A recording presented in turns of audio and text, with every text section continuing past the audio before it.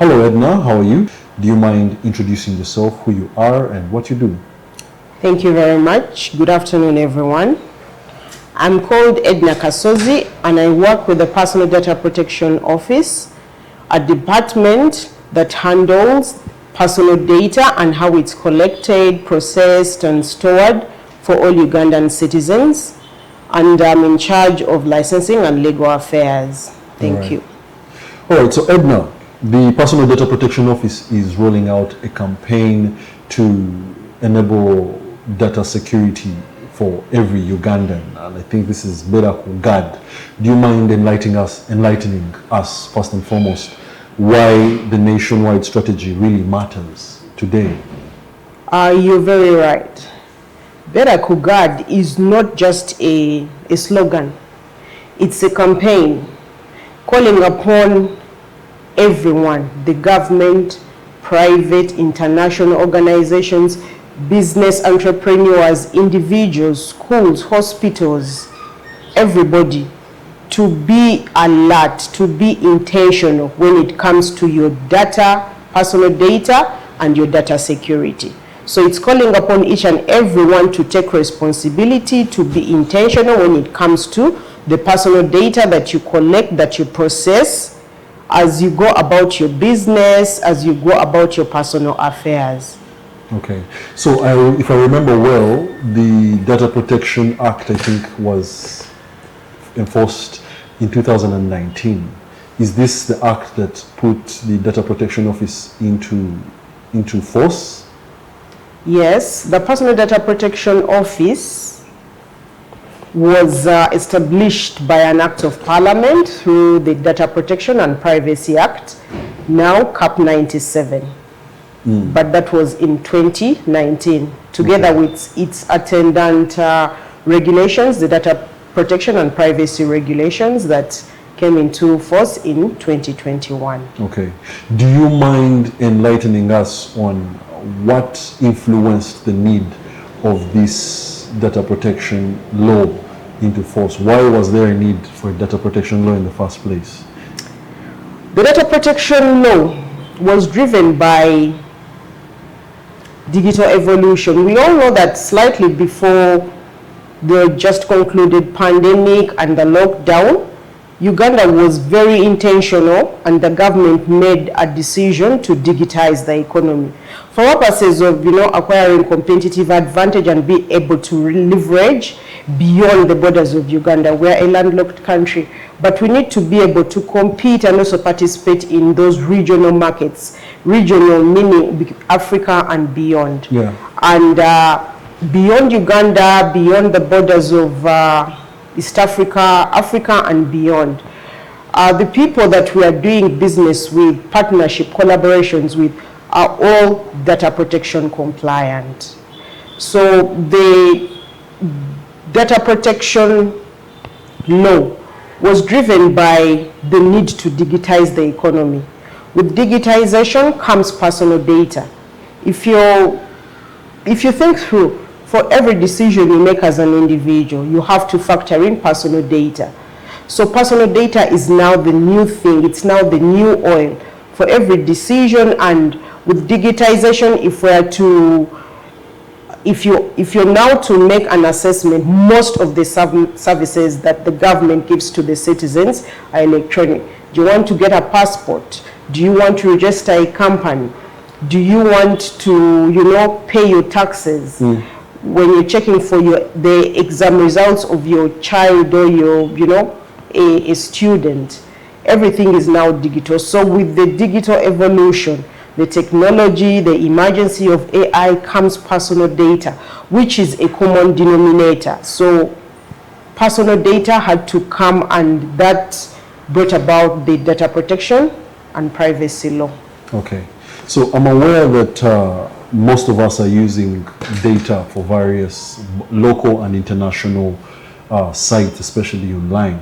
And just maybe for clarity, data protection, is it primarily overseeing digital data or even data in form of paper? This information we give into hospitals, writing our age, our blood group, and all those things that just even on the physical paper, on the hard copy level?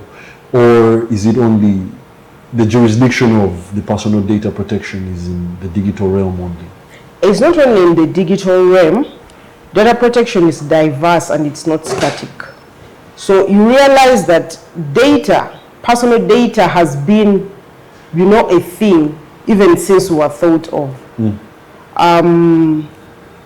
But with the digitization of our economy, we know that electronic data moves very fast and it is exposed to a lot of risks.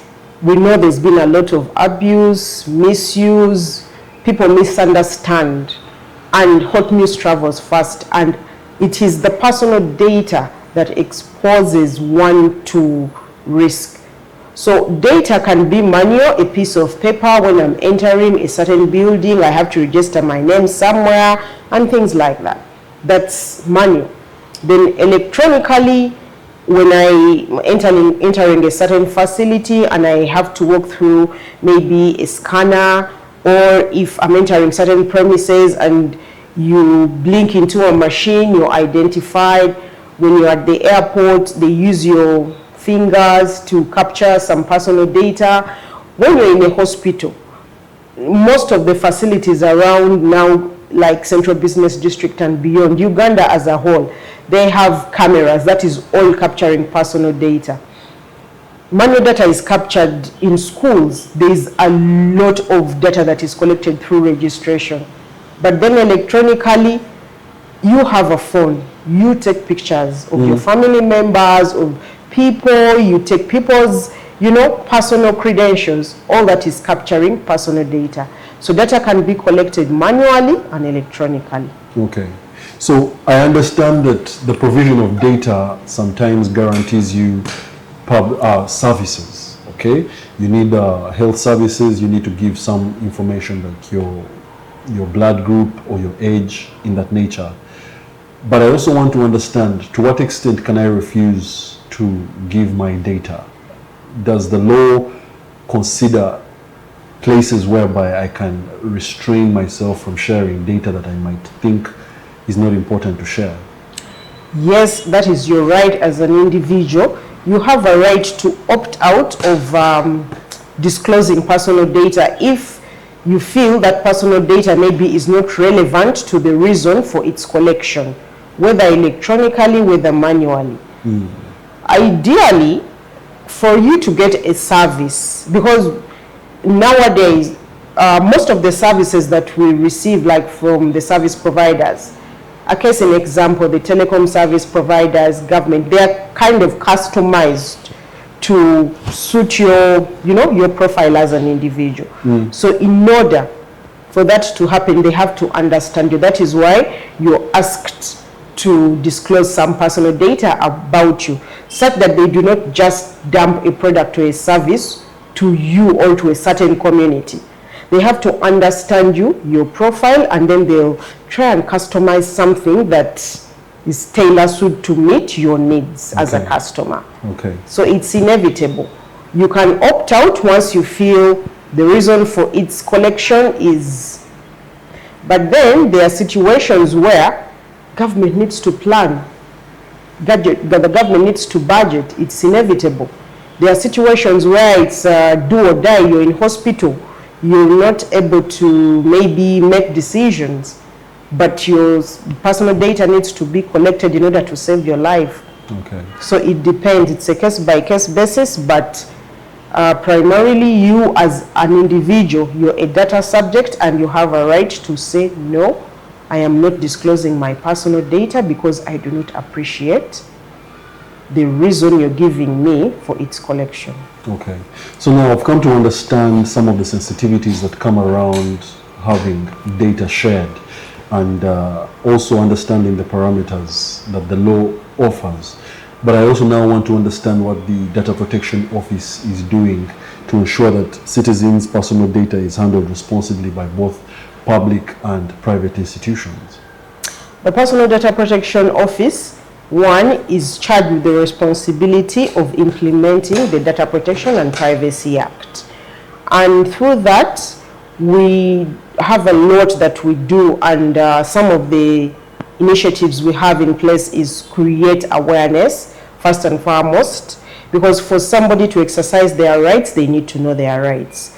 So we partner, we do collaborations with both government, the private, international stakeholders to see that we create awareness, we build education, we sensitize the masses. We do this in the best way possible.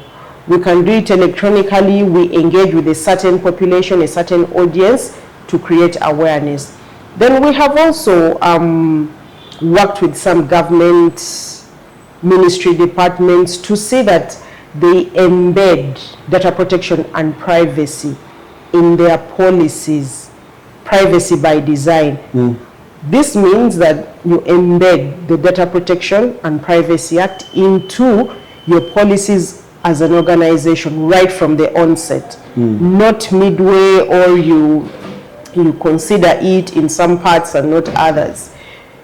Data protection and privacy is supposed to be embedded right from the onset. Okay. So we create awareness, we enforce the law, we have a data protection register, we register all data controllers, data collectors, and data processors.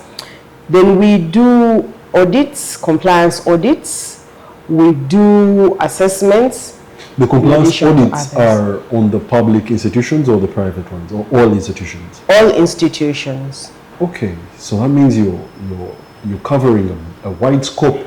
It's a wide scope, one, but of course emphasis is placed on the government institutions. Reason being, government is the biggest data controller. The government needs personal data in order to plan and budget, and if they are to give you services, they need to know. Okay. So, Edna, cognizant of the fact that there is also an access to information law, I think that's a 2005 law. So, how does the access to information law work with the data protection law? Because access to information enables citizens access public information quickly and freely. Okay? And then data protection is working more with personal data. How do these two laws work together, or they don't even meet in the first place? These two laws do actually work together. They do complement each other. Access to information is a law that, gives an individual the right to be able to access information freely. From the public institutions or even from anybody? Any individual, all citizens, any individual, whether you're a civil servant, or whether you're a private entrepreneur, all citizens. Then the Data Protection and Privacy Act specifically deals with personal data. But we know that personal data is a subset of information, it's data. So access to information, first you need to know. When you have access to information, you use this information, you learn, you equip yourself with knowledge, you understand, to know. So when you know, you're able to distinguish between what is personal data and what is not personal data. So you're able to distinguish. Okay. And then with personal data, it's about accountability. You as an individual, responsible data protection, data handling practices. Okay. Wow, you've outlined it quite superbly, and I appreciate that. So now I also want to understand, what are some of the mechanisms that the Personal Data Protection Office has in place in case there are breaches of some elements of this law? Well, yeah, with any regime, breaches are natural, and breaches is going to happen. So nowadays we manage breach, we don't control breach. Breach is something that can happen out of an accident, an omission, or an action. So when breach happens, the law, the Data Protection and Privacy Act, stipulates procedures that are supposed to be taken in case you may be a data controller.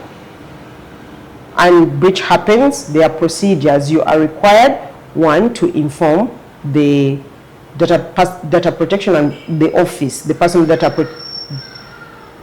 data protection office. Then two, an individual who suffers breach, whereby you entrusted your personal details with a certain data controller or a certain data processor, and then your information is breached or is misappropriated. The law still has in place processes and procedures that are supposed to be taken. When you're aggrieved, what do? You lodge first and foremost a complaint with this office. How?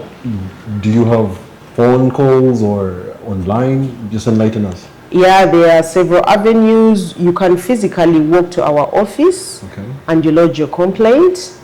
There are service lines that somebody can use to call in. Then we do have social media handles. You can still reach out to us. Then for the people that have the small analog phones, there are still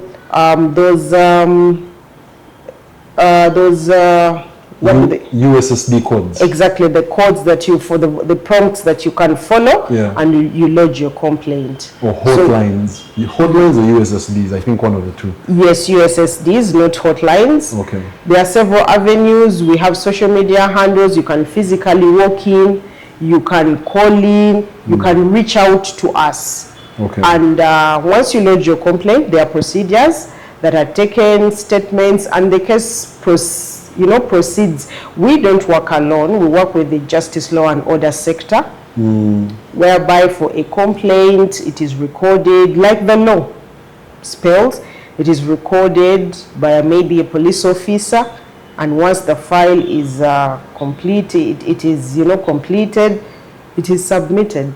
Okay. So I also want to ask, and then I also want to ask, how does the national strategy that you are implementing address data localization and cross-border data transfer, aware that East Africa is currently operating the Common Market Protocol? So we are trading with each other, we are trading information, we are trading a vast range of data with other countries within the region. How does the national strategy address data localization and cross-border data transfer? Cross-border data transfer is a subject of discussion that is still ongoing regionally. Nationally, there's been a lot of benchmarking that is taking place, consultations, research.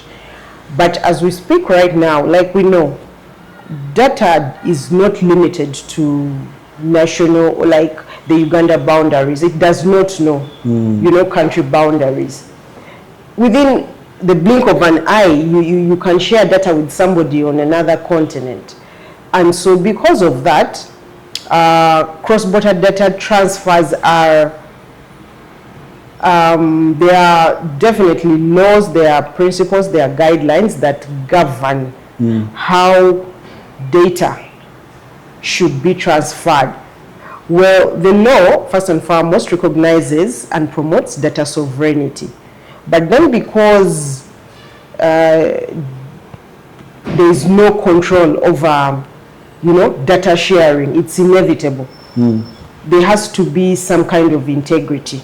So that is how the regional forums come into play to guide on harmonization and laws that, kind of harmonize with each other instead of conflicting with each other, to see that there should be data transfer across borders that is in harmony, that one respects the data subjects, it is transparent, there is integrity, and that is what is most important in the way this data is being transferred, and the rights of the data subject in respect to the data that is being transferred is respected. Okay. Are there any cases that have been logged with the Personal Data Protection Office ever since the law came? You might not be specific on which cases, but just to understand how effective the law has moved so far since 2019 to 2025. That's about 6 years since. Yeah, you're right. There are some cases that have been reported, and decisions have been made. They just concluded case of Google. It's now public, and I would refer you to that case to go to read to understand. But we also do have some cases that are still under review, that are still under prosecution. And you know, once a case is under prosecution, it is sub judice, and we can't talk about it. But decisions have been made, and I would refer you to those so that you're able to understand the course that data protection and privacy has taken when it comes to the privacy of data subjects, irrespective of where you are.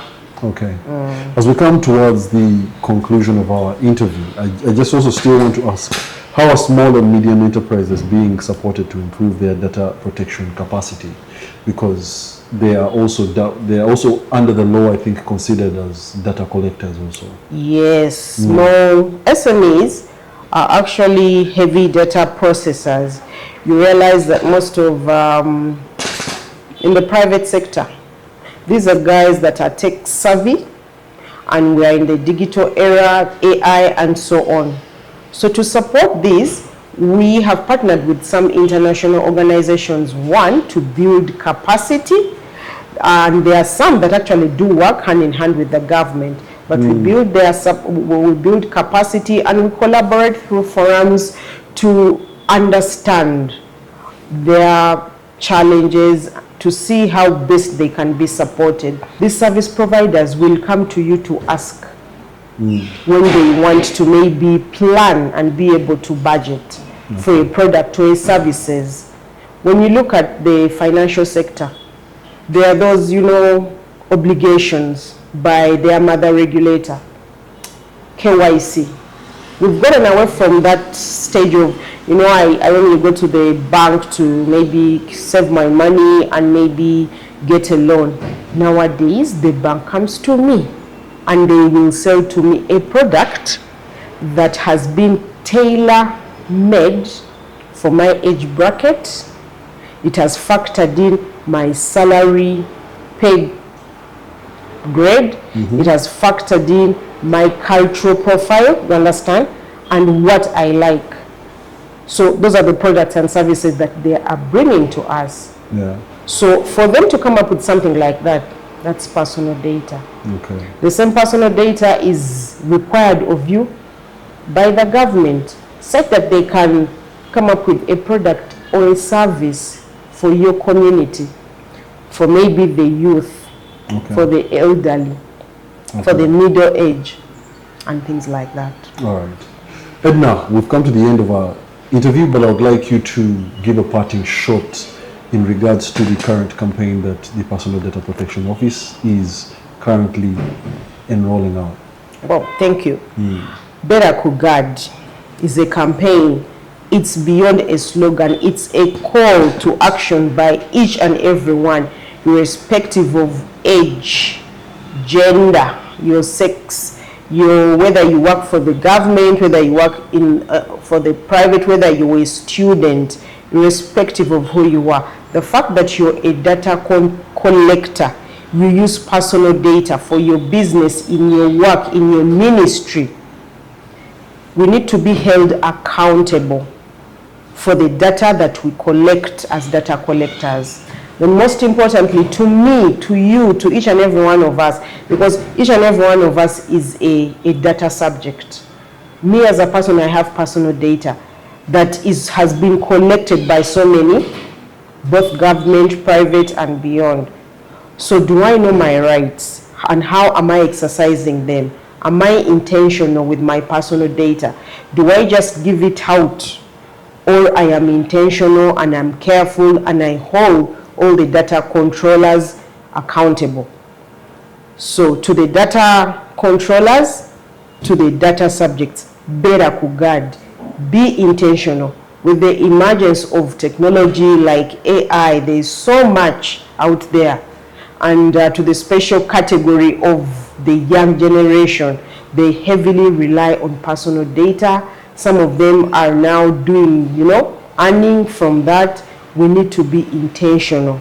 We need to be accountable. We need to be transparent. There needs to be integrity in the way you handle the personal data that you come in touch with and the personal data that we give out to all data controllers and processors. All right. Thank you so much.